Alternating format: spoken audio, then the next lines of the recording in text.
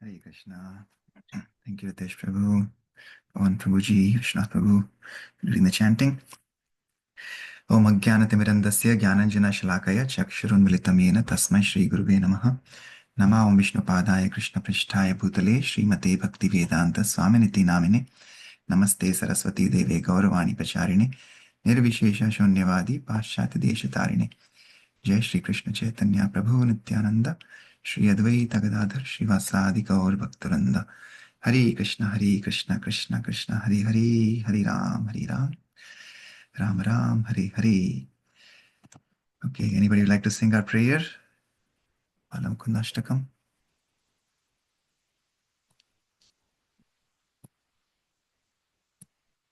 Share the screen.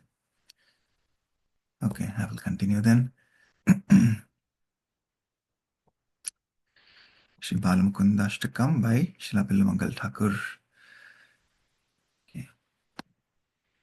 Kararavindeన పదారవిందం ముఖారవిందే వినివేశయంతం వటస్య పత్రస్య పుటేశయానం బాలం Mukundam మనసా స్మరామి సంహృత్య లోకాన్ వటపత్రमध्ये शयनमाद्यन्तविहीनरूपं सर्वेश्वरं सर्वहितावतारं बालं मुकुन्दं मनसा स्मरामि इन्दीवरश्यामलकोमलाङ्गम् इन्द्रादिदेवार्चितपादपद्मं सन्तानकल्पद्रुममाश्रितानां बालं मुकुन्दं मनसा स्मरामि लम्बालकं लम्बितहारयष्टिं शृङ्गारलीलाङ्कितदन्तपङ्क्तिं बिम्बाधरं चारुविशालनेत्रं बालं मुकुन्दं मनसा स्मरामि शिक्ये निधायापि पयोदधीनि बाहिर्गताय व्रजनायिकायां भुक्त्वा यथेष्टं कपटेन शुक्तं बालं मुकुन्दं मनसा स्मरामि कालीजलस्थितकालीयस्य फणाग्ररङ्गे नटनप्रियन्तं तत्पृच्छहस्तं शरदिन्दुवक्त्रं बालं मुकुन्दं मनसा स्मरामि उलूखलेबद्धमुदारशौर्यम् उत्तुङ्गयुग्मार्जुनभङ्गलीलाम् उत्फुल्लपद्मायतचारुनेत्रं बालं मुकुन्दं मनसा स्मरामि आलोक्य मातुमुखमादरेण स्तन्यं पिबन्तं सरसीरुहाक्षं सच्चिन्मयं देवमनन्तरूपं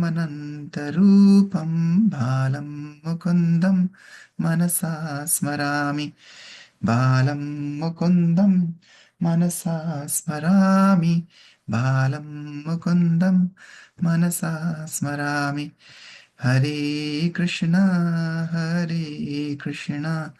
कृष्ण कृष्ण हरे हरे हरे राम राम राम हरे हरे श्री मुकुंदम स्तोत्रम की जय श्री बिल्वमंगल ठाकुर की जय जगतगुरु श्री प्रभुपाद की जय.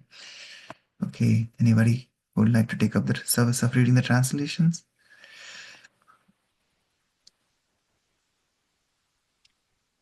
I can read, Prabhuji. Yes, please, Mataji. Yeah. Translation. I meditate on that infant Mukunda, Krishna, who is sleeping on the leaf of a banyan tree with his lotus like foot placed in his lotus like mouth with his lotus like hand. I meditate on that infant Mukunda who is sleeping holding all the worlds together on the leaf of a banyan tree in such form which has no beginning or no end. He is the incarnation of God for the welfare of all mankind and the Lord of all. I meditate on Bal Mukunda in my heart, who has a delicate body like a blue lotus and whose foot is worshipped by all the gods and Indra, etc. He is the fulfilling tree for those who take refuge in him. I meditate on that Bal Mukunda in my heart, who has hanging curls and hanging necklaces, a beautiful row of teeth which are shown playfully. His lower lip is as red as a bimba fruit and has beautiful wide eyes. I meditate on that Mukunda in my heart, who pretended as if he was sleeping, having eaten the yogurt to his contentment from the hanging pots of the gopis when they had gone out. I meditate on Bal Mukunda, whose beautiful face resembles the autumnal moon and is dancing happily on the hood of the serpent Kalia, holding its tail with his hand in the Kalinda pond. I meditate on Bal Mukunda with beautiful eyes like the petals of a full bloomed lotus, and who with great valor broke the pair of tall Yamala Arjuna trees. Even though he was tied to a mortar, a large heavy stone bowl for pounding grain. I meditate on Bal Mukunda, God filled with Sat and Chit, that is, infinite consciousness of infinite divine form, the lotus-eyed one who cast his looks at his mother's face with affection while drinking milk from her breast. Hare Krishna. Hare Krishna. Thank you, Ati Mataji. Yes, all this wonderful meditation of Krishna. This is what a pure devotee is always meditating on, right? So we'll transition to Srila Prabhupada Lilamrit, who is constantly meditating on Lord Shri Krishna, be it his Mukunda form or his Krishna form, the grown up Krishna form, right? So, and that is what he's giving to everybody around him, like his disciples were saying yesterday. He's covering a lot of ground all across the country. Now, from Surat, he's traveled to Allahabad for the Kumbh Mela, and he's continuing to inspire his American disciples. And also, he's preaching to everybody because there are lakhs and lakhs of devotees coming to Kumbh Mela. So, Prabhupada is taking this opportunity to preach the pure message of Bhagavad Gita and Lord Shri Krishna, inspiring or igniting the spark in the hearts of all the devotees. Like in Surat, he did the whole city became Krishnized, and now he has come to Allahabad to Kumbh Mela to Krishnaize the whole Kumbh Mela or the Kumbh Mela that is going on, which comes every 6 years. Okay, so we'll continue. We saw Prabhupada is teaching his disciples the story of Ajamil and how Ajamil was liberated, purified just by chanting the holy name. That's the power and potency of the holy name. Just by taking the name of Narayana, even though he didn't mean it in the consciousness of remembering Narayan, but remembering his son. But still, since the name of the Lord and the Lord are non-different, this is the perfect example of how the name and the Lord are non-different, that he got liberated. Okay, so we'll continue from here. Anybody would like to read today? Dawn came and the sky lightened. Chapter 33. A lot of ground to be covered. Okay, I'll continue then. Dawn came and the sky lightened, but only barely. A damp, heavy fog from the river, mingling with the smoke from the campfires, clung to everything. Rain began to fall. The devotees were unprepared for this weather. With food hard to get and cook and toilet facilities the crudest, the devotees wondered how they would last for the scheduled 2 weeks. Prabhupada, however, who shared with his disciples all these austerities, remained transcendental and apparently unaffected. If the sun peeked through the clouds, he would sit outside and take his massage.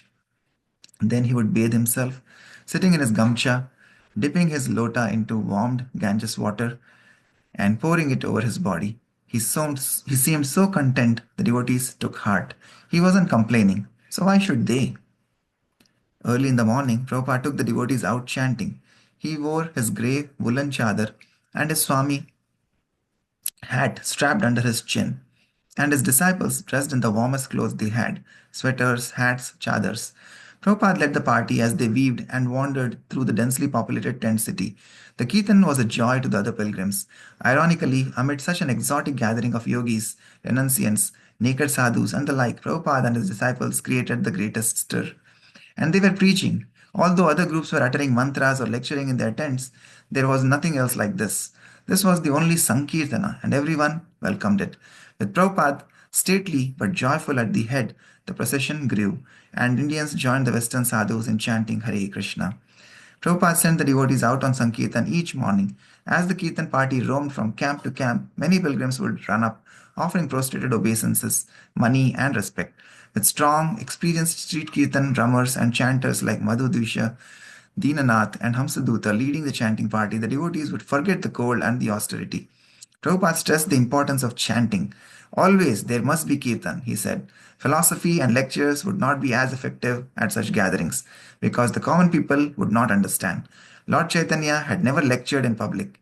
Always he had held kirtan. As a result of the devotees' kirtan, thousands would stream into ISKCON's large pandal to see the Radha Krishna deities and take prasadam.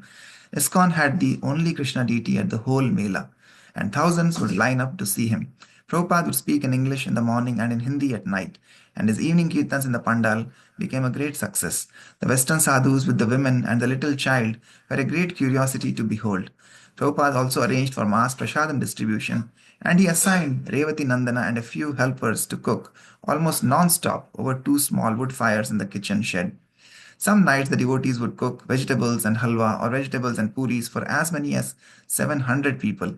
ISKCON's impact on the Mela pleased Prabhupada. In the meantime, our program for touring India has been going with all success in every place we are invited.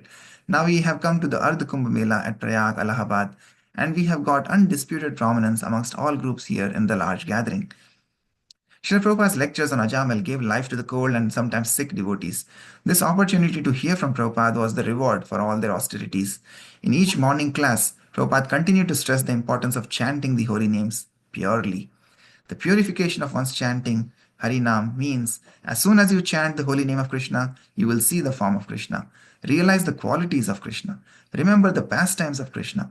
That is pure chanting of Hare Krishna Mahamantra. That is stated in the commentary of Srila Jiva Goswami, that a pure devotee who chants Hare Krishna mantra immediately realizes the Nam, Roop, Guna, and Leela, everything about Krishna, simply by chanting the names. You will feel the form of Krishna. You will remember all his qualities. Oh, Krishna is so qualified. He is so magnanimous. Then you will remember his Leela pastimes. Oh, Krishna instructed Arjuna. Krishna played with his cowherd boys. Krishna had very nice talks with the gopis and his mother Yashoda. These things you will remember. That is the actual perfection of chanting. So Nam, Roop, Gun, Leela means name, form, qualities, and pastimes, respectively. Prabhupada reiterated that the only reason he had come with his disciples to the Mela was to glorify Lord Krishna so that others could understand the importance of the Krishna consciousness movement. But if the devotees were to successfully give Krishna consciousness to others, they must first realize Krishna themselves. It was possible, he said, to think of Krishna always. He gave the example of the Indian women carrying big water pots on their heads. Just as they have learned to keep their balance in spite of all other movements, so a devotee, despite his activities and despite any mental agitation, should always remember Krishna. And the best way to remember Krishna is to practice always chanting the holy name. I remember one of our teachers in our school life instructed that if you always think, I shall pass my examination with distinction, then you will pass in the first division. If you think, I shall pass my examination in the first division, then you will probably pass in the third division. And if you think I shall somehow or other pass my examination in the third division, then you will fail. This means that if you expect more than your capacity, then it may be possible that at the time of examination you will pass. So when chanting the Hare Krishna mantra, Chaitanya Mahaprabhu has said not that you chant only 1 hour. No, one should practice. And that practice was shown by Haridas Thakur, who chanted almost 24 hours daily. But because we cannot, therefore we have to engage always in the service of Krishna. That will make you remember Krishna. Prabhupada said that the chanting of Hare Krishna is exactly like a lion's roar. As a lion's roar frightens all small creatures, the chanting of Hare Krishna ends all one's sinful reactions. He repeatedly warned the devotees, however, to avoid the most dangerous offense, that of committing sins on the strength of the holy name. But even if you fall down, there is no loss. That is the statement of Narada Muni. If one takes to Krishna sincerely and executes devotional service, but then again falls down, still he will come back. Just like we have practical experience. Some of our students have fallen down, but whatever sincere service he has rendered, that is his permanent credit. And one day he will be saved, just like Ajamil. On Prabhupada's last day in Allahabad, Mr. Gaur Kishore visited him in his tent, inviting him to Banaras. As chairman of the 45th annual festival commemorating Lord Chaitanya's visit to Banaras, Mr. Gaur Kishore wanted Prabhupada to attend the festival as the honored guest. When Prabhupada said he felt ill and that perhaps some of his disciples could go in his stead, Mr. Gaur Kishore persisted until Prabhupada finally agreed. But first, Prabhupada wanted to visit Gorakhpur, February 3rd, 1971. The Ardha Kumbh Mela over, some devotees went to Delhi, some to Bombay, and others to Calcutta. Prabhupada and the remaining devotees went to Gorakhpur, a 10-hour journey on the antiquated meter gauge railway. Prabhupada had been invited by his only disciple in Gorakhpur, Dr. R.P. Rao, now Ramananda, a research chemist who had met Prabhupada in San Francisco, taken initiation in 1967, and since returned to his family and 4 children to teach chemistry at Gorakhpur University. Prabhupada and his disciples moved into crowded quarters at Ramananda's modest home, and about 100 people attended Prabhupada's lecture that evening. Prabhupada already had plans for a Radhakrishna temple on the Gorakhpur University campus, as well as accredited courses and degrees in Krishna consciousness, BA, MA, and PhD. He envisioned graduates going out to teach Krishna consciousness in schools, colleges, and temples all over the world. He inspired Ramananda and a group of his friends, to form a committee to introduce Krishna consciousness within the university. And he initiated about 12 disciples. Since they all professed to be following the rules against illicit sex, intoxication, and gambling, and had been lifelong vegetarians, he waived the usual 6-month trial period. He asked them to chant 16 rounds daily and to make their city Krishna conscious. In his absence, they should maintain Ramananda's home as an active ISKCON center and try to establish courses in the Krishna consciousness at the university. Banaras, February 6, 1971. Mr. Gaur Kishore was counting heavily on Prabhupada's participation in the upcoming celebration. The climax of the week-long observance of Lord Chaitanya's visit to Banaras would be a parade.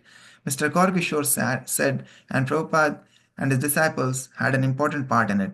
In newspaper articles, handbills, and loudspeaker cards, and had announced throughout the city that the presence of Srila Prabhupada and his foreign disciples.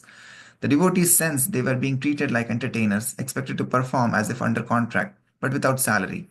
On the day of procession, Prabhupada rode in a silver chariot, the kind customarily used in extravagant wedding processions. The chariot was pulled by a pair of white horses, wearing silver crowns and decorative blankets. The leading float in the parade bore a 6-foot statue of Lord Chaitanya in yellow neem wood. Next followed a file of decorated elephants. One elephant carried a banner reading, Hare Nam Eva Kevalam. One carried actors dressed as Lord Ram and Sita. Another carried 2 actors dressed as Radha and Krishna, who waved to the crowds, and another a picture of Lord Chaitanya and his associates performing Sankirtan. Next came a decorated flatbed truck with children portraying Lord Chaitanya and Lord Nityananda, chanting and dancing. Then followed a series of professional Kirtana groups and Prabhupada's foreign disciples, dancing and performing Kirtan. Behind the devotees, Srila Prabhupada rode in his chariot. On either side of the chariot walked a devotee fanning Prabhupada with a chamara whisk, while Prabhupada sat with his right hand in his bead bag, his left hand on his cane. He was dressed in silk with pearl buttons on his kurta. A white patch of sandalwood paste covered his forehead. He didn't wave or smile or turn to see the crowds, but sat calmly, chanting Hare Krishna on his beads. Following Prabhupada's chariot was a Shahnai group, several more Kirtana parties, and finally another statue of Lord Chaitanya carried by 8 men. The festival committee said 300,000 attended, double what they would have had without Prabhupada and his foreign disciples. The procession was over, however, and as the star attraction, Prabhupada had made his appearance and drawn a large crowd, and now nothing more was required. He felt tired. He and his disciples were taken to a nearby Dharamshala and served a feast. Prabhupada remained grave and as soon as possible returned to his quarters and his regular schedule. A student at the University of Banaras who had met Prabhupada at the Allahabad Mela stopped by to visit. The boy's father had given him a biography of Lord Chaitanya as a gift for Prabhupada, and when the boy showed Prabhupada the picture of his father, Prabhupada said, "Yes, your father is a devotee, so why don't you also take initiation?" The boy was hesitant. As he walked with Prabhupada in the garden, Prabhupada said, "You have got the seed of devotional service from your father. You must now cultivate." "But how can I shave my head?" the boy inquired. "I am a university student." "No, it is a custom. You should shave once, and then you can keep short hair." "But how can I wear tilaka? They will laugh at me." Prabhupada said the boy should not fear criticism. He should become a soldier of Krishna. Just as the government honors its valiant soldiers, Krishna rewards the devotee who accepts difficulties and criticism on his behalf. "What about Guru Dakshina?" the boy asked. "Guru Dakshina is just a formality," Prabhupada said. "It was a custom in the olden days that when someone gets initiation, he goes to the various homes. It is a sign that you have become a servant of your Guru and you are prepared to beg alms for your Guru. It is whatever you give." The boy returned home and told his father. The next day was an auspicious day, his father said, the appearance day of Lord Nityananda, a good day to receive spiritual initiation. So the next day on Nityananda Trayodashi, Srila Prabhupada initiated the boy, giving him the name Niranjana Das. When Prabhupada asked Niranjana if he had any questions, Niranjana said he wanted to know his eternal relationship with Krishna. Was it as a servant, as a friend, as a parent? Prabhupada replied that servitude was the common ground in all transcendental relationships with Lord Krishna. By chanting Hare Krishna, Niranjana would become more and more purified and realize more and more his relationship with Krishna. Niranjana asked how he would understand his relationship. "No, don't jump," Prabhupada said. "You have some sadhana, you have some shraddha, faith from your father, and now you are associating with devotees and chanting. Gradually, you will realize." Niranjana agreed to be patient. Prabhupada asked Niranjana to arrange a lecture for him on campus, and Niranjana, with the help of his uncle, a philosophy professor, got Prabhupada a speaking engagement for his last morning in Benares. On the day Prabhupada was to leave, he met with John Grieser, the American photographer traveling with him and his party since Surat. John, who had shaved his mustache and thought a lot about his future, came to say goodbye until Bombay, where they would meet again in a few weeks. John found Prabhupada in the courtyard, enjoying the sunshine and eating good date sugar from a clay pot. Prabhupada asked the pot be broken and distributed to John and the other devotees present, and while John sat licking good from a piece of clay pot, Prabhupada talked about his boyhood in Calcutta. John. Prabhupada was talking in his accented rhythmic English about his boyhood days in Calcutta, and he described a gracious city before the crowding and squalor of today. As a schoolboy, he had seen splendid Victorian buildings of white marble surrounded by stately lawns and trees. Suddenly, Prabhupada looked over at me and laughed. "So, John," he said, "I think Krishna has captured you." I agreed. I had known it for quite a while, but now Srila Prabhupada confirmed it. When Prabhupada was leaving Benares to return to Gorakhpur, many of his disciples went to the wrong train station. While Prabhupada and a few followers waited at the correct train station, Kaushalya asked him, "How did you like it here in Benares, Srila Prabhupada?" "It is all right," he said indifferently. "Did you have a nice rest?" she asked, trying to think of some positive aspect of the visit. "Rest I can have any time," said Prabhupada, "but I like to be with my devotees." Surrounded by luggage, Prabhupada sat on the bench, while Tamal Krishna and Shyam Sundara ran from the ticket office to the train and back. The train would leave soon, but where were the other devotees? Prabhupada watched as the spiritual sons argued with the conductor, telling him the train couldn't go until the other devotees arrived. "They do not know what they are doing," Prabhupada said, and he smiled. Gorakhpur, February 10, 1971. On hearing that Prabhupada wanted to preach in Gorakhpur, Hanuman Prasad Poddar, eminent head of the Gita Press Publishing Company, offered one of his properties, a two-story house, his former residence, known as Krishna Niketan. Mr. Poddar, who was bedridden in another house in Gorakhpur, had first met Prabhupada in 1962, and he appreciated Prabhupada's mission. When Prabhupada received permission to use the Krishna Niketan, he acted quickly. It was not proper, he said, that the deities of Radha and Krishna he had brought from Calcutta had been packed away in a trunk after the Ardha Kumbh Mela. They had already been worshipped, so their worship should not be stopped. The deities have to be installed tomorrow, he said, and he put Kaushalya and Nandakumar in charge of the preparations. Seeing that Nandakumar and Kaushalya needed more help, Prabhupada called for his disciples, and soon 20 American devotees were scurrying about, preparing for the next day's festival. Prabhupada directed the devotees in cleaning the temple room from ceiling to floor and in building the altar. He asked Himavati to donate her fanciest sari, which he hung like a curtain before the table that was to be the deity's altar. The altar needed a backdrop, he said, and while Kaushalya stood on the table, he handed her pieces of colored fabric to arrange against the wall. The backdrop completed, Prabhupada took a rug, a dev- Prabhupada took a rug a devotee had bought in Allahabad and placed it over the table altar. That night, Prabhupada surveyed the temple room. Oh, it is very nice, he said. He retired to his room, and the two devotees stayed up all night sewing clothes for Radha and Krishna. The next morning, the deities were placed on the altar, and the devotees resumed their worship, offering them prasadam and arti 6 times a day. The devotees were living in an ISKCON temple atmosphere for the first time since they had arrived in India, and their lives became regulated and secure. The weather warmed, and the devotees, many of whom had exhausted their health in Allahabad, felt relief. The Gorakhpur temple was situated on several acres of agricultural land outside the city. It was a peaceful place. During the day, Prabhupada would rest as the sunshine came through the window and warmed his body. In the evenings, guests would come for Kirtan and Prabhupada's lecture. Speaking on the sixth canto of Srimad Bhagavatam, Prabhupada referred repeatedly to Sridhar Swami's commentary from the 14th century. Sridhar Swami said that simply by chanting without any regulative principles, one becomes liberated. So, how is that? Sridhar Swami replies also that there are regulative principles. The idea is that chanting of the holy names is so powerful that it can immediately liberate the chanter. But because we are prone to fall down again, therefore there are regulative principles. Morning, noon, and evening, we should daily chant Hare Krishna mantra with devotion and faith. By doing this, one can avoid volumes of miserable conditions of life simply by chanting. So, one should be so much careful and faithful. You should know that as soon as you are chanting, Krishna is dancing on your tongue. Therefore, how much careful and respectful we should be. Hare Krishna. Okay, so we'll continue from here tomorrow. We'll pause here. Yes, Prabhupada continues to emphasize the importance of chanting the holy names offenselessly and following the regulative principles, which is the first and primary vow that we take during initiation. So, just by chanting, as he says, all the sins are eradicated, all inauspiciousness is driven away. But because we have tendency to commit aparadhs again and again, we don't see that progress happening quickly. But if we are careful, observant of our actions, being very, very diligent about not committing Vaishnava aparadh, and sincerely chanting the Mahamantra, like Prabhupada is saying, not just morning, afternoon, evening, all the time, like Haridas Thakur used to do. I mean, that is the goal. But in this Kali Yuga, it is very much impossible for us to chant 24 hours, but at least as much as we can, we should. It is the process of always remembering Krishna and never forgetting Krishna. Yes, John Greaser again came up, and yeah, like other day I was mentioning, he was the director. That Prabhu's name is actually Yadubar Prabhu.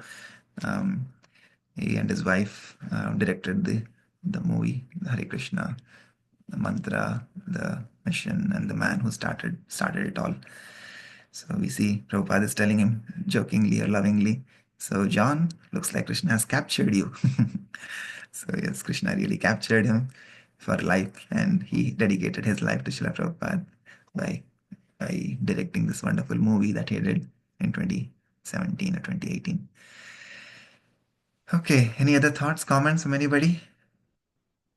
Hare Krishna, Prabhu. Hare Thank you. Krishna. Hare Krishna. Yes. Go ahead, Prabhu. I think somebody was trying to say something. Okay, I will just say quickly. I really liked the 2 points. One, Krishna soldier. You have to go boldly with tilak, whatever you can. Think that you're Krishna's soldiers. That I really like that. And second, now we know why Prabhupada always encouraged to chase the rhinos.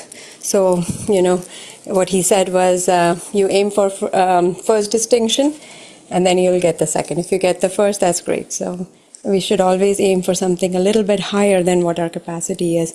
That's what Prabhupada always did in his life, and he encouraged his disciples. I really like that too. Thank you, Prabhu. Hare Krishna. Yes. Yes, Mataji. Always aim for the moon of Nityananda. Then we'll land among the stars of pure devotees. So, yes, Prabhupada was very, very shrewd and very practical.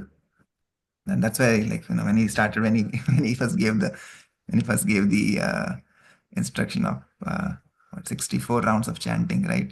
It was just everybody felt it was so impractical. Then he reduced to 32 rounds, And finally he said 16 and no less, right? So, and like you also read earlier, he used to say about his professor in the Scottish college, like that, if you aim for 90%, then you may get 70, right? But if you only aim for pass mark, then for sure you will fail. So similarly, we should chant more and more. Then we will be able to chant at least 16 rounds nicely. So yeah, that is the mode that we should always be chanting. Yes, thank you, Mataji, for sharing that. Hare Krishna. Anybody else would like to say anything?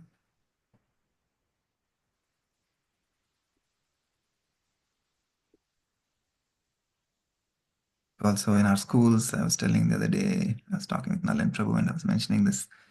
Like in our schools, when we were growing up, we had this passing mark, right? 40, 45, whatever, as in Indian schools.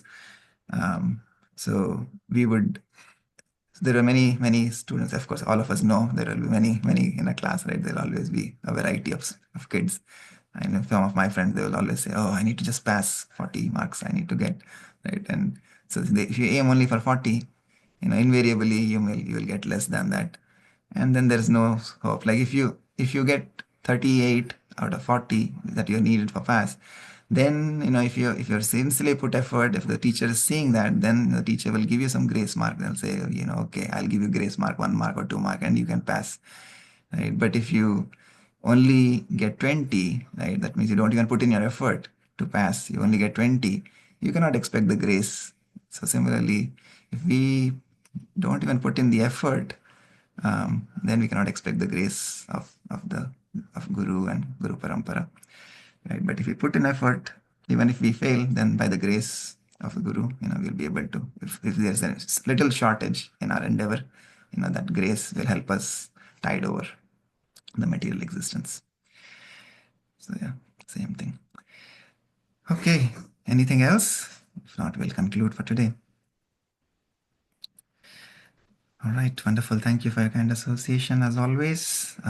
This is like Prabhupada named this League of Devotees. Like this morning, coming together, chanting, reading is like the League of Devotees that he wanted to establish. So this is our League of Cincinnati and other cities also. I know devotees join from Louisville, Indianapolis, and many other places. So thank you all for your kind association. It inspires each one of us to stay together.